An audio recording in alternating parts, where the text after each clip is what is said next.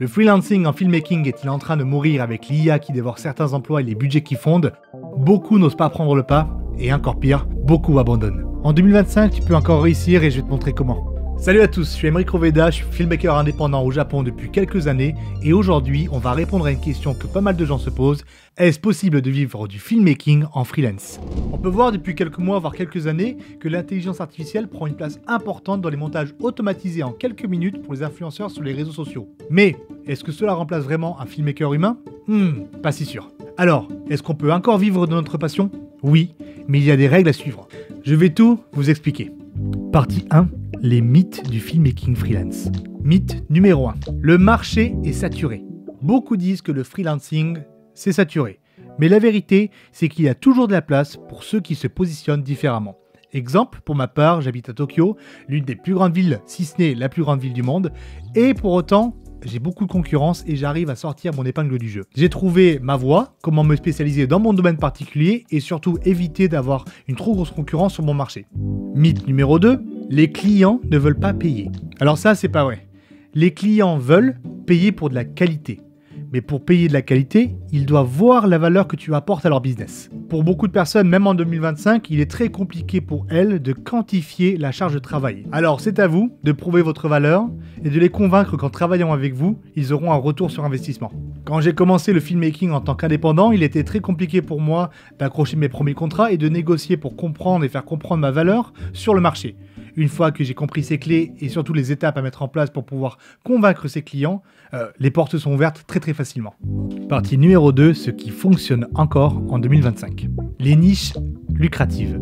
Ce qui marche toujours en 2025, ça va être les SNS, donc réseaux sociaux, Instagram, TikTok, YouTube, les formats short, donc horizontaux et verticaux. On peut très bien le voir, autour de chez nous, on a beaucoup de business locaux qui ont du mal à se promouvoir. Et nous, grâce à notre pouvoir de filmmaking et de mettre en image une entreprise, on est capable d'aider le business à se promouvoir, à faire plus de clientèle. Et surtout, cela va permettre de créer une relation sur le long terme. Numéro 2, le personal branding. Avoir un site web, un portfolio bien présenté, bien mis en place, c'est excellent et ça marche toujours. C'est la meilleure image que vous pouvez montrer de vous à vos clients pour montrer qui vous êtes, quel est votre style, comment vous fonctionnez et surtout avec qui vous avez pu travailler auparavant. Mon petit tip, fais une page à propos sur ton site web pour expliquer aux clients qui tu es, d'où tu viens et surtout quel est ton style. 3. Les relations humaines. Quand j'ai commencé filmmaking, j'ai fait beaucoup de projets pour zéro, tout gratuitement. Et ces projets, outre le fait qu'ils ne m'ont rien rapporté financièrement, c'est pas grave, j'ai commencé avec très peu d'expérience, ça m'a permis d'en gagner, de créer des connexions avec des gens. Et surtout, ça m'a permis de me faire recommander à des amis, à des business, et ça m'a permis de créer mes premiers contrats rémunérés. Alors, n'oubliez pas, fidéliser les clients, c'est super important. Partie 3, stratégie pour se démarquer. Technique de démarchage. Alors, comment on fait en 2025 pour contacter des clients potentiels?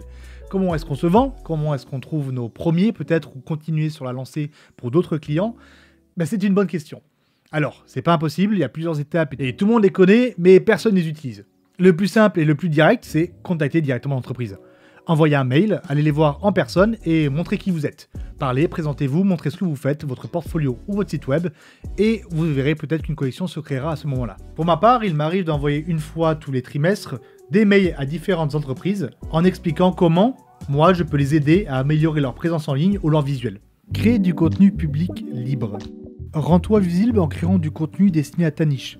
Par exemple, ça peut être des vidéos inspirantes, des analyses de campagne vidéo ou même des projets fictifs qui montrent la créativité, qu'on appelle aussi spec ad.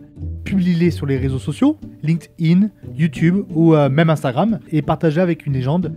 Voici mon idée de la spec ad pour la marque Adidas. Tag les entreprises similaires pour attirer leur attention et voilà. Les spec ads, c'est un super moyen de te faire connaître et en plus de ça, ça stimule ta créativité. Tu n'as aucune contrainte vu que c'est toi qui crées ton propre projet. Numéro 2, offrir des extras. Quand on travaille sur le marché, qu'il y a beaucoup de concurrence, il faut se démarquer avec des petites choses qui améliorent ta notoriété et surtout ton image.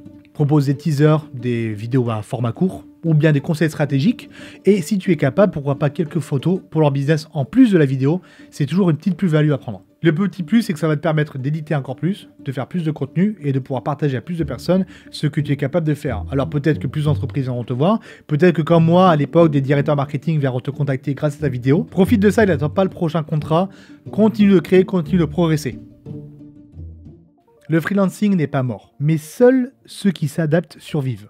En 2025, tout est possible si tu es stratégique. Alors oui, la concurrence est forte, elle est haute, il y a beaucoup plus de filmmakers qu'à l'époque, mais tu es capable de sortir ton épingle du jeu et de sortir la petite valeur ajoutée que les autres n'ont pas. Laisse-moi un commentaire avec les difficultés que tu rencontres en tant que freelance, je serai ravi de les voir et d'y répondre. Et si tu veux plus de conseils comme celui-ci, abonne-toi et active la cloche. Ensemble, on peut faire de ta passion une vraie réussite.